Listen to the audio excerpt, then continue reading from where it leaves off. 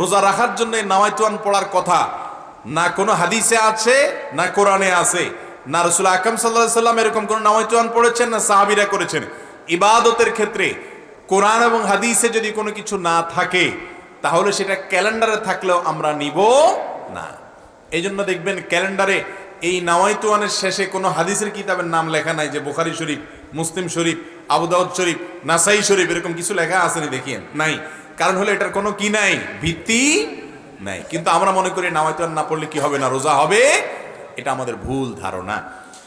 অতএব এটা থেকে আমাদেরকে বেঁচে থাকার চেষ্টা করতে হবে।